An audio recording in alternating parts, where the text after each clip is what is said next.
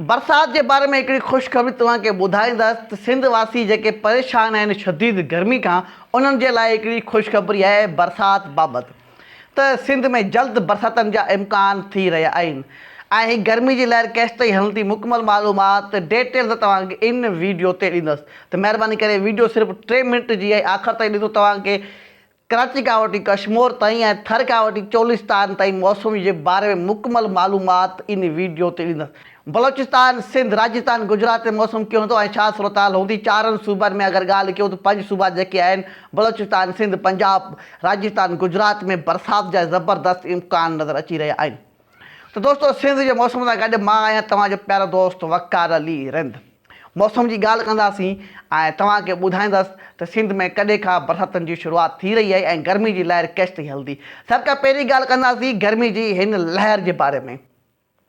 तव्हांखे ॿुधाईंदो हलां त हीअ जेका गर्मी जी लहर हले पई हीअ सिर्फ़ु सुभाणे ताईं जारी रहंदी। मतिलबु त अॼु आहे 29 तारीख़, सुभाणे ताईं जारी रहंदी। उन खां पोइ गर्मी में कुझु घटिताई ईंदी। अॼु बि सिंध जे काफ़ी इलाइक़नि में ज़बरदस्त गर्मी रिकॉर्ड थी सघे थी। जीअं कल्ह थी हुई उत्तर सिंध जे काफ़ी इलाइक़नि में 50 सेंटीग्रेड ताईं रिकॉर्ड थी हुई। कुझु इलाइक़नि में 51 सेंटीग्रेड बि रिकॉर्ड थी हुई। त अॼु बि कुझु इलाइक़नि में ईअं रिकॉर्ड थींदी ऐं उत्तर सिंध में हूअं बि गर्मी वधीक आहे, जंहिंजो अलर्ट असां पहिरीं बि जारी कयो ऐं PMD बि उनजी वार्निंग जारी कई हुई।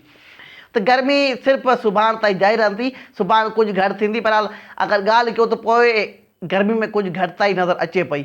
बलोचिस्तान, सिंध ऐं राजस्थान, गुजरात में हाणे ॻाल्हि कंदासीं बरसातनि जे बारे में, छो त हाणे इन्हनि इलाइक़नि में शदीद गर्मी अहिड़ो मुतासिर कयो आहे त माण्हू जेके आहिनि गर्मी खां बेज़ार थी विया आहिनि ऐं बरसातनि जे बारे में पुछा कनि पिया। त उन्हनि जे लाइ हिकिड़ी ख़ुशख़बरी आहे त इंशाअल्लाह अल्लाह ताला चाहियो त अल्लाह साईं जे हुकुम सां, अल्लाह ताला जे फज़ल करम सां हिन स्क्रीन शॉट में तव्हां ॾिसो था त हिकु अगरि ॻाल्हि कयूं त WD सिस्टम आहे ऐं हिकिड़ी सर्कुलेशन पई ठहे ऐं अरबी समुंड जी सपोर्ट हूंदी हिन सिस्टम खे।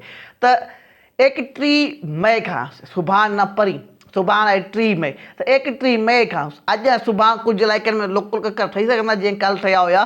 बहरहाल 31 मई खां 3 जून ताईं, 31 मई खां 3 जून ताईं ऐं कुझु इलाइक़नि में 4 जून ताईं, मतिलबु त पंजाब, सिंध, बलोचिस्तान, राजस्थान, गुजरात जे काफ़ी इलाइक़नि में बरसातनि जा इम्कान आहिनि। यादि रहे त हीअ को वॾो सिस्टम न आहे जंहिंमां पूरी सिंध वसी सघे। सिर्फ़ु कुझु इलाइक़नि में, पर उत्तर सिंध में कुझु वधीक इम्कान आहिनि ऐं सिबी स्टोरम बि ठही सघे थो। ऐं इहे अक्सर करे जेके स्टोरम ठहनि था त जॾहिं मग़रबी सिस्टम आहे, मतिलबु त हिन पासे सर्कुलेशन ठही वञे या प्री मॉनसून जूं हवाऊं पाण में टकराइनि त हिकु अहिड़ो स्टोरम ठही थो वञे जेको पूरी सिंध खे कवर करे सघे थो। मतिलबु त उत्तर बलोचिस्तान, ॾखण पंजाब ऐं उत्तर सिंध में ठहे थो, उनखां पोइ उहो पूरी सिंध खे आहिस्ते आहिस्ते कवर करे अरबी समुंड ताईं दाख़िल थिए थो ऐं पूरी सिंध खे कुझु इलाइक़नि में हल्की, कुझु इलाइक़नि में दरमियानी बरसाति वसाए सघे थो। मतिलबु अहिड़ो स्टोरम बि ठही सघे थो, अहिड़ो ठंडर स्टोरम ठही सघे थो।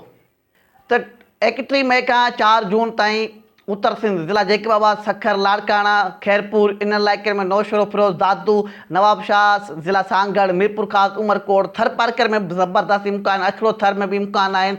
उनखां पोइ ॾखण सिंध जे कुझु इलाइक़नि में नूरियाबाद, हैदराबाद, कोहिस्तानी इलाइक़े, इन इलाइक़नि में ककर ठही सघनि था।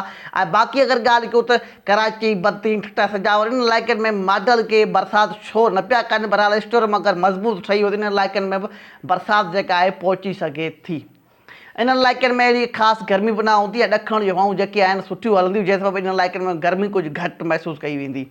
त बाक़ी जेके इलाइक़ा मेंशन कया आहिनि उन इलाइक़नि में इम्कान सुठा आहिनि ऐं अल्लाह साईं सां दुआ आहे त रहमत जा वसकारा वसनि। मौसम में का बि तब्दीली थिए त इंशाअल्लाह उनजी मालूमात तव्हांखे इन चैनल ते ॾींदासीं। महिरबानी करे असांजो वही पेज आहे वकार अली व्लॉग, इन खे फॉलो कयो। महिरबानी करो।